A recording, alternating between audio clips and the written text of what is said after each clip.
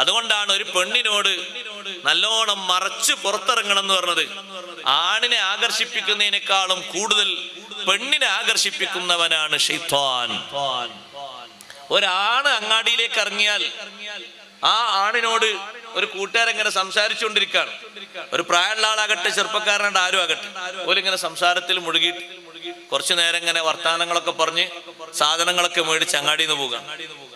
അതേ സമയത്ത് ആ അങ്ങാടിയിലേക്ക് വരുന്നത് കാര്യമായും മറകളൊന്നും സ്വീകരിക്കാത്തൊരു പെണ്ണാണെങ്കിൽ ആ പെണ്ണിനോട് അങ്ങാടിയുടെ അങ്ങേ അറ്റത്തിലേക്ക് എത്തുന്നതിന് മുമ്പ് ഒരു 10-20 തവണ ശൈത്താൻ പറയും, പിന്നെ ഒന്ന് അങ്ങോട്ട് നോക്കി, അവര് ചിരിക്കുന്ന എന്നെ കണ്ടിട്ടാ തോന്നുന്നു, ഒന്ന് ഇങ്ങോട്ടതാ അവിടെ, അവര് എന്റെ ഭംഗി എല്ലാവർക്കും ഭയങ്കര, ഒന്ന് അങ്ങോട്ട് അതാ പോലെ എന്നെ വിളിക്കുന്നുണ്ടോ, ഒന്നിങ്ങോട്ട് നോക്കി. എത്ര ആളുകളിലേക്ക് നോക്കി. ആദ്യമായി ഞാൻ എൻ്റെ ശബ്ദം ശവിക്കുന്ന സഹോദരങ്ങളോട് സഹോദരിമാരോട് പറയട്ടെ, അള്ളാഹു നമുക്ക് തന്നൊരു നിയമസംഹിതയുണ്ട്. വിശുദ്ധ ദീൻ നമ്മോട് പഠിപ്പിക്കുന്നൊരു നിയമസംഹിത, അതിനാണ് ശരീഅത്തുൽ ഇസ്ലാം എന്ന് പറയുന്നത്. ആ ശരീഅത്ത് അടിസ്ഥാനപ്പെടുത്തിയാകണം നമ്മുടെ ജീവിതം. ശരീഅത്ത് മുറുകെ പിടിച്ച് നമ്മൾ ജീവിക്കുമ്പോ അങ്ങോട്ടും ഇങ്ങോട്ടും തെറ്റിപ്പോകാതിരിക്കാൻ വേണ്ടി മഹാന്മാര് നിർദ്ദേശിക്കുന്ന വലിയൊരു മാർഗമാണ് ത്വരീഖത്ത്. അതത്ര എളുപ്പമാണ് എന്ന് കരുതരുത്. ഞാൻ സാമ്പിളുകൾ പറയാം.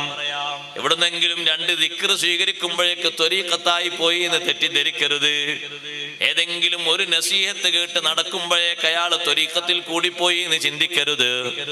ത്വരീഖത്ത് എന്ന് പറയുന്നത് ഒരു മഹാസംഗതിയാണ്. ആ ത്വരീഖത്തിലേക്ക് പ്രവേശിക്കാൻ തന്നെ സഹോദരങ്ങളെ സൈനുദ്ദീൻ മഖ്ദൂം റളിയല്ലാഹു അൻഹു 9 വസിയ്യത്തുകളാ പറഞ്ഞത്.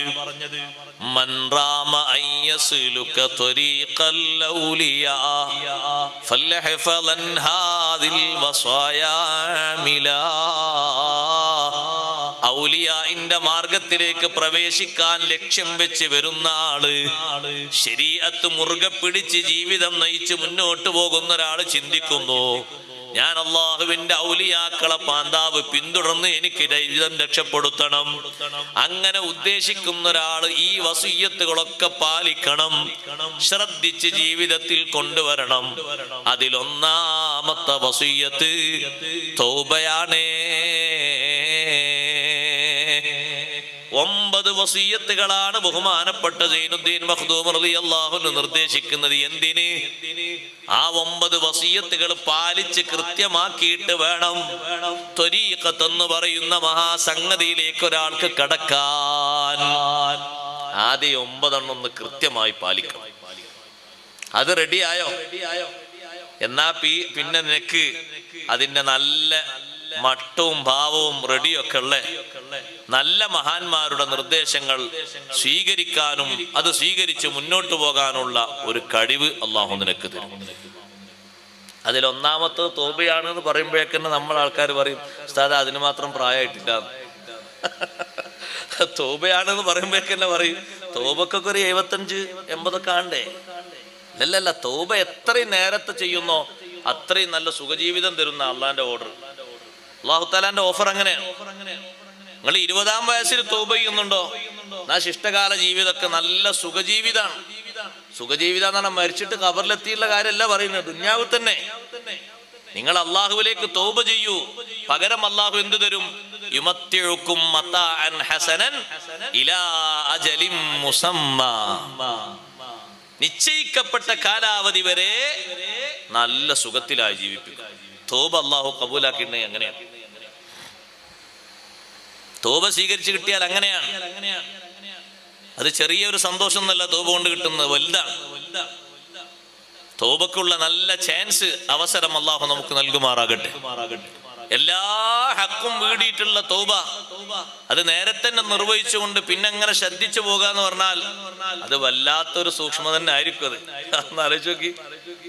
തൗബക്കുള്ള 4 ഷർത്ത്, 3 ഷർത്ത് ഒരു പക്ഷെ ഒത്തിങ്ങനെ പോകാം. 4 ഷർത്തും കൂടി റെഡിയാക്കിയിട്ടുള്ളൊരു തൗബ റെഡിയായി കഴിഞ്ഞ് പിന്നെ ഒരാൾ തെറ്റാതെ അങ്ങോട്ടും ഇങ്ങോട്ടും ഒന്നും പേക്കാതെ എവിടെയും കുടുങ്ങാതെ ഒരു കുഴിയിലും ഒരു ചളിയിലും വീഴാതെ വളരെ കൃത്യമായിട്ട് പോകുക എന്ന് പറഞ്ഞാൽ ഇതൊരു പണി തന്നെയല്ലേ. ആ തൗബന്റെ ബാബിന്റെ അവസാനം സൈനുദ്ദീൻ മഖ്ദൂം റളിയല്ലാഹു അൻഹു പറഞ്ഞു, നീ തൗബക്ക് ചെയ്തു കഴിഞ്ഞാൽ പിന്നെ നീ എന്ത് ചെയ്യണം? പിന്നെ നീ കൃത്യമായിട്ട് എപ്പോഴും നീ എങ്ങനെ നടക്കണം? ബിൽ മുഹാസബത്തില്ലതി തൻഹാക തഖ്സീറൻ ജറാ വതസാഹുലാ. പിന്നെ നിന്റെ ജീവിതത്തിൽ എപ്പോഴും നിനക്ക് ദായിമായി വേണ്ടത് മുഹാസബത്താണ്, വിചാരണാബോധമാണ്, വീഴ്ചകളെ കുറിച്ചുള്ള വിചാരണബോധം. അല്ലാഹുവേ, ഇന്ന് പകല് സൂര്യൻ ഉദിച്ചതിന് ശേഷം എന്തെങ്കിലും ആ പറയുന്ന റൂട്ടിൽ നിന്ന് തെറ്റുന്നത് എന്റെ നാവിലൂടെ ഒരു വിട്ടുവോ? എന്റെ കണ്ണ് ഏതെങ്കിലും അരുതായ്മയിലേക്ക് നോക്കിപ്പോയോ? എന്റെ മനസ്സിൽ അങ്ങനെ വല്ലാത്തൊരു ചിന്ത വന്നുപോയോ? സ്വന്തം ഒരു ആത്മപരിശോധന, സ്വന്തം ഒരു വിചാരണ. നമ്മളെ മനസ്സിനോട്, നമ്മളെ ശരീരത്തോട് നമ്മൾ ചോദിക്കുക, നമ്മളെ കൈയിനോടും കാലിനോടും നമ്മൾ ചോദിക്കുക. വഖ്ഹി ദവാമൻ ബിൽ മുഹാസബത്തില്ലതി തൻഹാക തഖ്സീറൻ ജറാ വതസാഹുലാ. അശ്രദ്ധയും മടിയൊക്കെ മാറിപ്പോകുന്ന രീതിയിൽ നല്ല ഒരു ആത്മവിചിന്തനത്തിന് വേണ്ടി നീ പിന്നെ വിധേയനാകണം. വബിഹിഫ്ളി ഐനിൻ വല്ലിസാനി വസായിരിൽ അഅ്ളാ ജമീഅൻ ഫജ്ഹദല്ലാ തക്സലാ.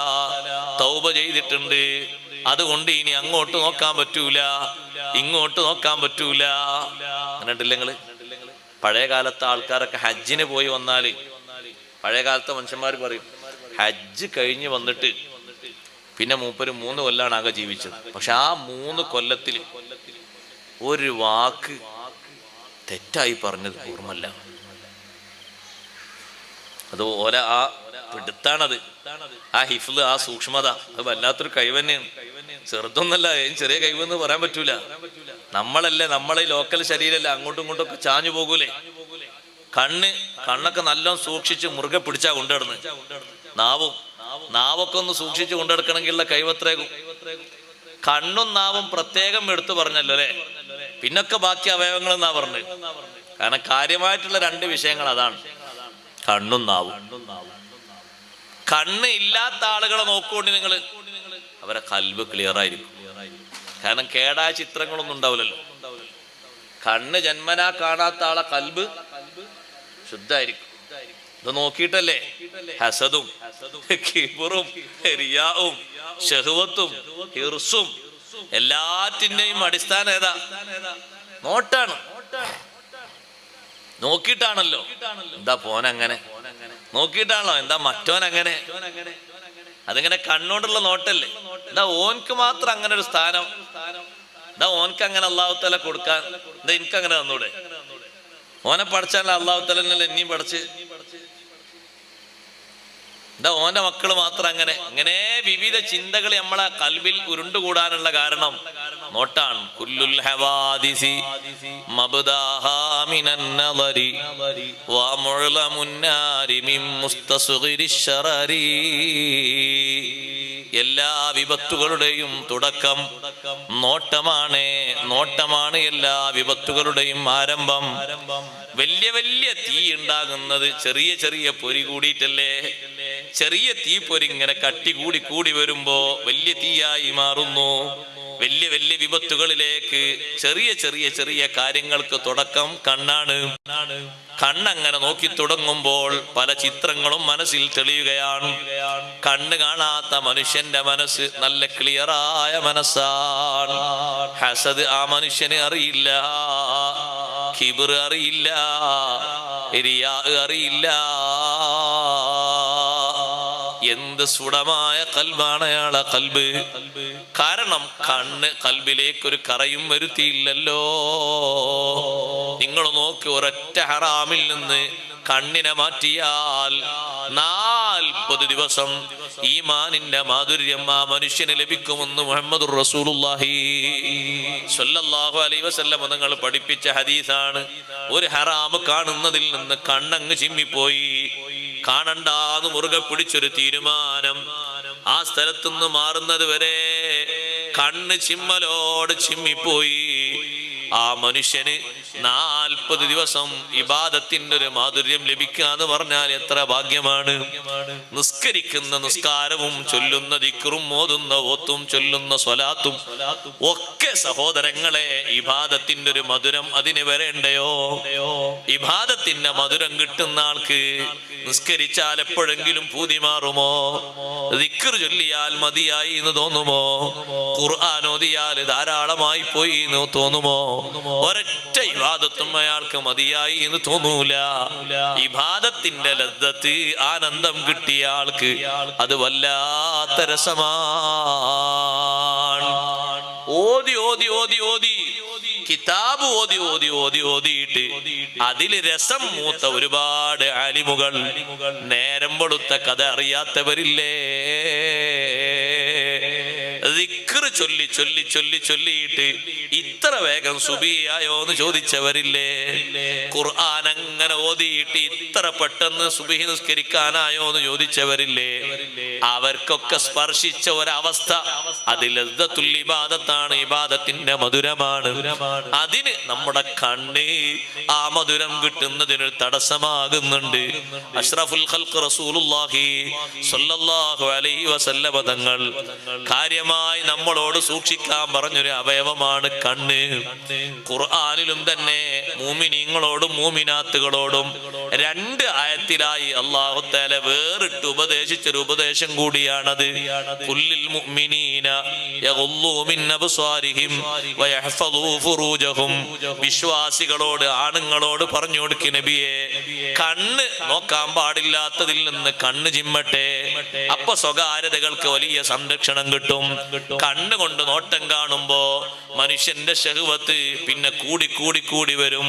ആദ്യം ഒരു കാഴ്ചയാണ്, പിന്നെ തോന്നും പിന്നൊന്നും കൂടി കാണണമെന്ന്, പിന്നെ തോന്നും അടുത്തുനിന്ന് കാണണമെന്ന്, പിന്നെ തോന്നും ഒന്ന് സംസാരിക്കണമെന്ന്, പിന്നെ തോന്നും ഒന്ന് സ്പർശിക്കണമെന്ന്, പിന്നെ ബാക്കി എല്ലാം പടിപടിയായി തോന്നിപ്പോകുന്നു. തുടക്കം നോട്ടമാണ് അല്ലേ? കണ്ടപ്പോ അങ്ങനെ തോന്നി. ഇപ്പൊ അടുത്തൊരു കൊലപാതകം നടന്നപ്പോ എത്ര സ്വർണ്ണാലേ, സ്വർണ്ണൊക്കെ കിട്ടിയ തിരക്കടില്ല. സ്വർണം കണ്ടപ്പോ മോഹം വന്നുപോയി. കണ്ടിട്ടില്ലേ മോഹം വരുമോ? എത്ര സ്വർണ്ണാലേ, ആ സ്വർണ്ണൊക്കെ കിട്ടുമോ? പിന്നെയും കണ്ടു, സ്വർണം ഇഷ്ടം പോലെ ഉണ്ട് കേട്ടോ, കുറച്ചൊന്നുമല്ല. പിന്നെയും കണ്ടപ്പോ ഇഷ്ടം പോലെ സ്വർണ്ണം ഉണ്ട്. അപ്പൊ പിന്നെ കൽബിന് പല മോഹങ്ങളുമായി. ആ മോഹങ്ങളൊക്കെ സാധിച്ചു കിട്ടുന്നതിന്റെ തുടക്കം നോട്ടമാണ്. അനാവശ്യങ്ങളൊക്കെ നോക്ക് നിങ്ങൾ, അതിന്റെ ഒക്കെ തുടക്കം അങ്ങനല്ലേ? ഒരു മനുഷ്യൻ അനാവശ്യങ്ങളിലേക്ക് പ്ലാൻ വരക്കുന്നത് മുഴുവനും അനാവശ്യങ്ങൾ വാർത്താ മീഡിയകളിലൂടെ കാണുന്നു എന്നതാണ് തുടക്കം. 10 വയസ്സുകാരിയെ ഈ അടുത്ത് കൊലപ്പെടുത്തിയപ്പോ, ചെറിയ കുട്ടിയല്ലേ സഹോദരങ്ങളെ, 10 വയസ്സെന്ന് പറഞ്ഞാൽ 5-ലൊക്കെ പഠിക്കുന്ന ചെറിയ കുട്ടിയല്ലേ. ആ കുട്ടിയെ മൃഗീയമായി കൊലപ്പെടുത്തിയതിന്റെ പിന്നിൽ പ്രവർത്തിച്ച കേന്ദ്ര ബിന്ദു ആരാ? കണ്ണാണ്. എന്ത്? സീരിയലുകളിലുള്ള നിത്യമായ നോട്ടവും അതിന്റെ ചിത്രീകരണവും മനസ്സിലേക്ക് ഇങ്ങനെ തികട്ടി വന്നത് പ്രാക്ടിക്കലായി നടപ്പിലാക്കിയതാണത്. അതാണ് പ്രതി ഉത്തരം പറഞ്ഞത്. അവിടെയും പ്രവർത്തിച്ചത് സഹോദരങ്ങളെ കണ്ണാണ്. അതുകൊണ്ടാണ് ഒരു പെണ്ണിനോട് നല്ലോണം മറച്ച് പുറത്തിറങ്ങണം എന്ന് പറഞ്ഞത്. ആണിനെ ആകർഷിപ്പിക്കുന്നതിനേക്കാളും കൂടുതൽ പെണ്ണിനെ ആകർഷിപ്പിക്കുന്നവനാണ് ശൈത്താൻ.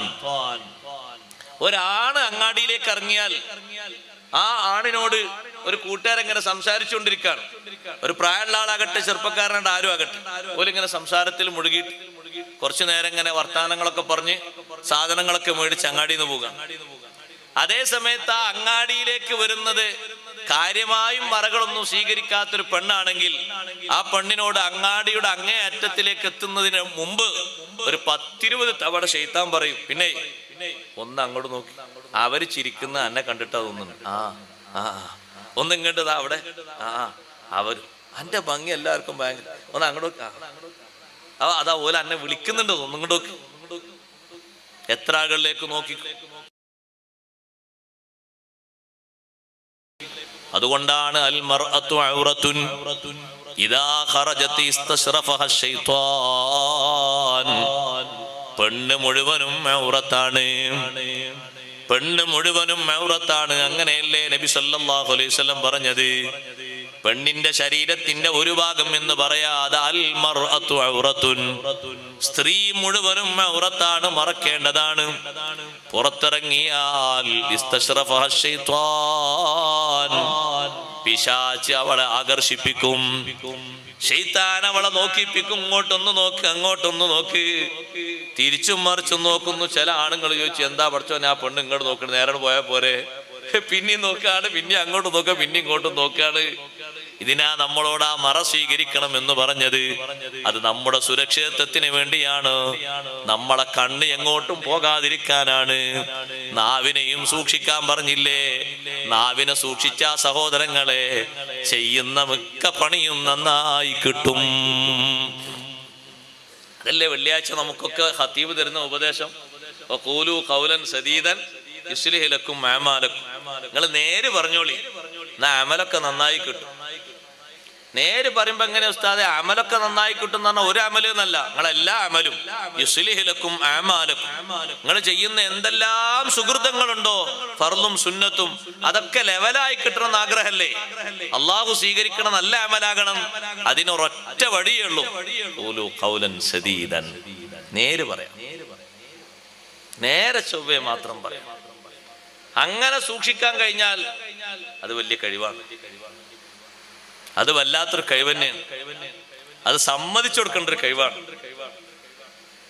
അങ്ങനെയൊക്കെയല്ലേ മഹത്തുക്കളെ സമ്മതിക്കണ ഓരോ രൂപം പറയുന്നത്. ബാക്കിയുള്ള അവയവങ്ങളൊക്കെ മൊത്തത്തിൽ എണ്ണി ഇത് രണ്ടും കാര്യമായി സൂക്ഷിക്കണം. എന്നിട്ട് നീ സൂക്ഷ്മതയിലായിട്ട് നടക്കുമ്പോ പിന്നെയും പരീക്ഷണങ്ങൾ വരാം.